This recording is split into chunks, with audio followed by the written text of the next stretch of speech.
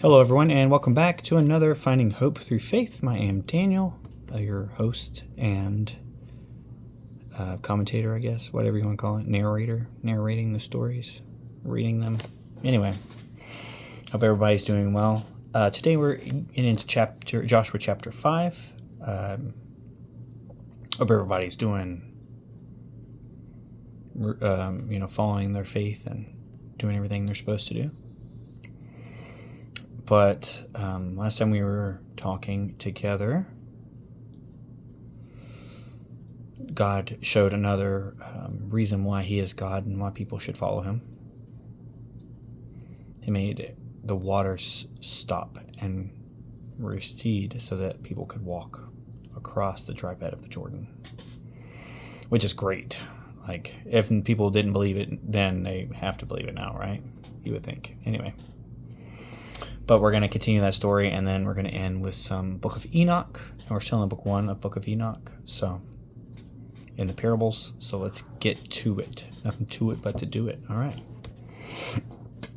When all the kings of the Amorites to the west of the Jordan and all the kings of the Canaanites by the sea heard that the Lord had dried up the waters of the Jordan before the Israelites until they crossed over, they were disheartened and lost courage at their approach. Of course they did. Who wouldn't? That is wild to think that. It's like, oh no, we're good. Just keep going. It's fine. I would be like, wait, what? Should we actually do this? It sounds like if they're able to, if these people, these Israelites are able to have water stopped and recede so they can pass without an issue, and it's this deity is doing it for them, I would think twice about what I was about to do. Like, they have a superpower that's behind them. On this occasion, the Lord said to Joshua, "Make flint knives and circumcise the Israelite nation for the second time." So Joshua made flint knives and circumcised the Israelites at Gilboth, Harholot. Under these circumstances, of all the people who came out of Egypt, every man of military age had died in the desert during the journey after they left Egypt. Though all the men who came out were circumcised, none of those born in the desert during the journey after the departure from Egypt were circumcised. Now the Israelites had wandered 40 years in the desert until all the warriors among the people that came forth from Egypt died off because they had not obeyed the command of the Lord. For the Lord swore that he would not let them see the land flowing with milk and honey, which he had promised their fathers he would give us. It was the children whom he raised up in the stead whom Joshua circumcised, for these were yet with foreskins, not having been circumcised on their journey. When the rite had been performed, the whole nation remained in camp where they were until they recovered. Then the Lord said to Joshua, "Today I have removed the reproach of Egypt from you." Therefore, the place is called Gilgal to the present day. When the Israelites were encamped at Gilgal on the plains of Jericho, they celebrated the Passover on the evening of the 14th of the month. On the day after Passover, they ate of the produce of the land in the form of unleavened cakes and parched grain. On that same day after the Passover, on which they ate of the produce of the land, the manna ceased. No longer was there manna for the Israelites, who that year ate of the yield of the land of Canaan. While Joshua was near Jericho, he raised his eyes and saw one who stood facing him, drawn sword in hand. Joshua went up to him and asked, "Are you one of us or of our enemies?" He replied, "Neither. I am the captain of the host of the Lord, and I have just arrived." Then Joshua fell prostrate to the ground in worship and said to him, "What has my Lord to say to his servant?" The captain of the host of the Lord replied to Joshua, "Remove your sandals from your feet, and place on which you are standing is holy. For the place on which you are standing is holy." And Joshua obeyed. Chapter 6. Now Jericho was in a state of siege because of the presence of the Israelites, so that no one left or entered. And to Joshua the Lord said, I have delivered Jericho and its king into your power. Have all the soldiers circle the city, marching once around it. Do this for 6 days, with 7 priests carrying ram's horns ahead of the ark. On the 7th day, march around the city 7 times, and have the priests blow the horns. When they give a long blast on the ram's horns, you will hear that signal, and all the people shall shout aloud. The wall of the city will collapse, and they will be able to make a frontal attack. Summoning the priests, Joshua, son of Nun, then ordered them to take up the Ark of the Covenant with 7 of the priests carrying ram's horns in front of the Ark of the Lord. And he ordered the people to proceed in a circle around the city, with the picked troops marching ahead of the Ark of the Lord. At this order they proceeded, with the 7 priests who carried the ram's horns before the Lord, blowing their horns. And the Ark of the Covenant of the Lord followed them. In front of the priests, with the horns, marched the picked troops. The rear guard followed the Ark, and the blowing of the horns was kept up continually as they marched. But the people had been commanded by Joshua not to shout or make any noise or outcry until he gave the word. Only when they were to shout, only then were they to shout. So he had the ark of the Lord circled the city, going once around it, after which they returned to camp for the night. Early in the morning, Joshua had the priests take up the ark of the Lord. The 7 priests bearing the ram's horns marched in front of the ark of the Lord, blowing their horns. Ahead of these marched the picked troops, while the rear guard followed the ark of the Lord, and the blowing horns was kept up continually. On this 2nd day, they were again marched around the city once before returning to camp, and for 6 days in all they did the same. On the 7th day, beginning at daybreak, they marched around the city 7 times in the same manner. On that day only did they march around the city 7 times. The 7th time around, the priests blew the horns, and Joshua said to the people, Now shout, for the Lord has given you the city and everything in it. It is under the Lord's ban. Only the harlot, Rahab, and all who were in the house with her are to be spared, because she hid the messengers we sent. But be careful not to take in your greed everything that is under the ban, else you will bring upon the camp of Israel this ban and the misery of it. All silver and gold and the articles of bronze and iron are sacred to the Lord. They shall be put in a treasury of the Lord. As the horns blew, the people began to shout. When they heard the signal horn, they raised a tremendous shout. The wall collapsed, and the people stormed the city in a frontal attack and took it. They observed the ban by putting to the sword all the living creatures in the city, men and women, young and old, as well as oxen, sheep, and asses. Joshua directed the 2 men who had spied out the land, Go into the harlot's house and bring out the woman with all her kin, as you swore to her you would do. The spies entered and brought out the harlot, Rahab, with her father, mother, brothers, and all her kin. Her entire family they led forth and placed them outside the camp of Israel. The city itself they burned with all that was in it, except the treasury of the house of the Lord, because Rahab, the harlot, had hidden the messengers whom Joshua had sent to reconnoiter Jericho. Joshua spared her with her family and all her kin, who continue in the midst of Israel to this day. On that occasion, Joshua imposed the oath, Cursed before the Lord be the man who attempts to rebuild this city, Jericho. He shall lose his firstborn when he lays its foundation, and he shall lose his youngest son when he sets up its gates. Thus the Lord was with Joshua, so that his fame spread throughout the land. So, just getting off topic for a second. This reminds me of a, story maybe, of using weapons, like sound wave weapons, to collapse things, which would make sense if they were all able to, if it was one mighty blast all at once into the wall, and it was every single one of them, all the people that were marching, then, maybe that was strong enough to make it collapse, depending on how many people were there. That doesn't say. But anyway, just a thought. Anyway, Book of Enoch time.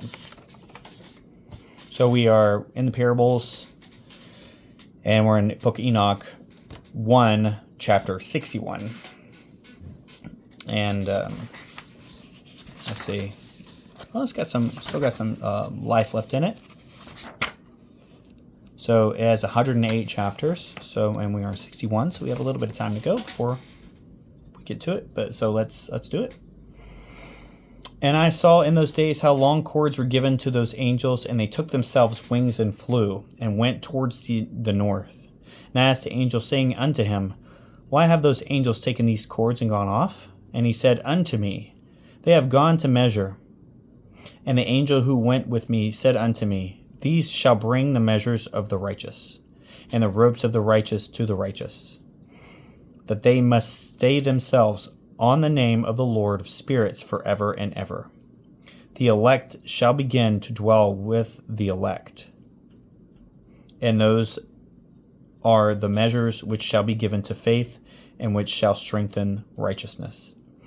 And all these measures shall reveal all the secrets of the depths of earth, and those who have been destroyed by the desert, and those who have been devoured by the beasts, and those who have been devoured by the fish of the sea, that they may return and stay themselves on the day of the elect one.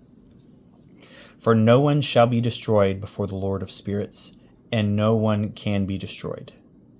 And all who dwell above in heaven received a command and a power, and one voice and one light, like unto fire. At that one, with their first words, they blessed and extolled and lauded with wisdom, and they were wise in utterance and in the spirit of life.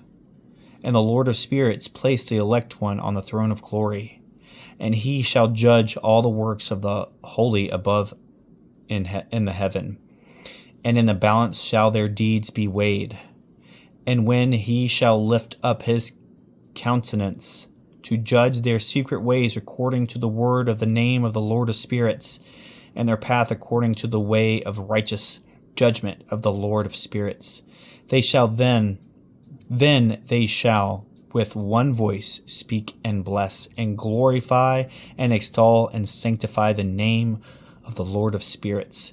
And he will summon all the hosts of the heavens and all the holy ones above, and the power and the host of God, and the seraphim and Opanen, and all the angels of power, and all the angels of principalities, and the elect one, and the other powers on the earth and over the water. On that day shall rise one voice and bless and glorify and exalt in the spirit of faith, and in the spirit of wisdom, and in the spirit of patience, and in the spirit of mercy, and in the spirit of judgment and of peace, and in the spirit of goodness, and shall all say with one voice, Blessed is he, and may the name of the Lord of spirits be blessed forever and ever. All who sleep not above in heaven shall bless him. All the holy ones who are in heaven shall bless him, and all the elect who dwell in the garden of life, and every spirit of light who is able to bless and glorify and extol and hallow thy blessed name. And all flesh shall beyond measure glorify and bless thy name forever and ever. For great is the mercy of the Lord of spirits, and he is long-suffering. And all his works and all he has created he has revealed to the righteous and elect in the name of the Lord of spirits.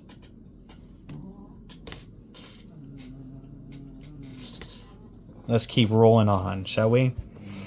And thus the Lord commanded the kings and the mighty and the exalted and those who dwell on earth, and said, Open your eyes and lift up your horns, if ye are able to recognize the elect one.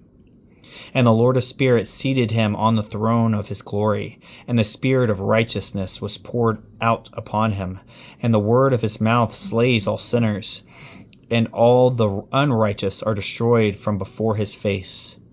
And there shall stand up in that day all the kings and all the mighty, and the exalted, and those who hold the earth. And they shall see and recognize how he sits on the throne of his glory, and righteousness is judged before him, and no lying word is spoken before him. Then shall pain come upon them as on a woman in travail, and she has pain in bringing forth when her child enters the month of her womb. And she has pain in bringing forth, and one portion of them shall look upon the other, and they shall be terrified, and they shall be downcast of countenance, and pain shall seize them when they see that the Son of Man sitting on the throne of his glory. And all the kings and the mighty of all who possess the earth shall bless and glorify and extol him who rules over all, who was hidden. For from the beginning the Son of Man was hidden, and the Most High preserved him in the presence of his might, and revealed him to the elect. And the congregation of the elect and the holy shall be sown, and all the elect shall stand before him on that day. And all the kings and the mighty and the exalted and those who rule the earth shall fall down before him on their faces, and worship and set their hope upon the Son of Man, which is Jesus. Son of Man is Jesus. That's what it is. And petition him and supplicate for mercy at his hands. Nevertheless, the Lord of spirits will so press them that they shall hastily go forth from his presence, and their faces shall be fulfilled with shame, and the darkness grow deeper on their faces. And he will deliver them to the angels for punishment, to execute vengeance on them, because they have oppressed his children and his elect. And they shall be a spectacle for the righteous and for his elect. They shall rejoice over them, because the wrath of the Lord of spirits resetteth upon them, and his sword is drunk with their blood. And the righteous and elect shall be saved on that day, and they shall never thenceforth see the face of the sinners and unrighteous. And the Lord of spirits will abide over them, and with that Son of Man shall eat and lie down and rise up forever and ever. And the righteous and the elect shall have risen from the earth and ceased to be of downcast countenance. And they shall have been clothed with garments of glory, and these shall be the garments of life from the Lord of spirits, and your garments shall not grow old, nor your glory pass away before the Lord of spirits. Wow.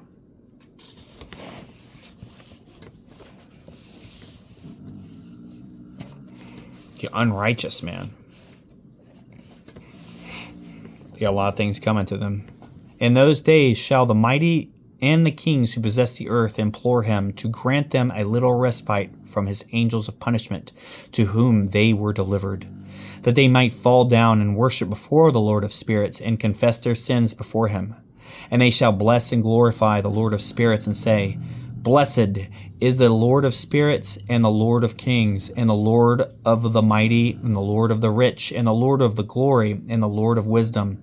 And splendid in every secret thing is thy power from generation to generation, and thy glory forever and ever.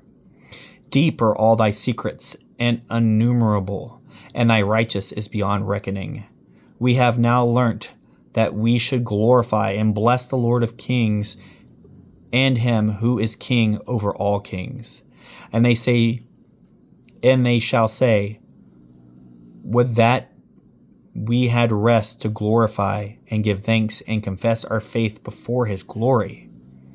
And now we long for a little rest, but we find it not. We follow hard upon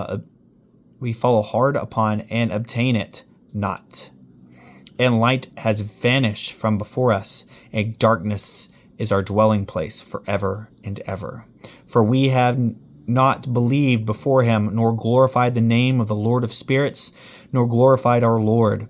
But our hope was in the scepter of our kingdom, and in our glory. And in that day of our suffering and tribulation he saves us not. And we find no respite for confession that our King is true in all his works, and his judgments, and his justice, and his judgments have no respect of persons. And we pass away from before his face on account of our works, and all our sins are reckoned upon his righteousness. Now they shall say unto themselves, our souls are full of unrighteous gain, but it does not prevent us from descending from the midst thereof into the burden of Sheol, which I guess that's hell. I'm guessing that's hell. And after that their faces shall be filled with darkness and shame before the Son of Man, that they shall be driven from his presence, and the sword shall abide before his face in their midst. Thus spake the Lord of spirits. This is the ordinance and the judgment with respect to the mighty and the kings and the exalted and those who possess the earth before the Lord of spirits. So what I'm seeing is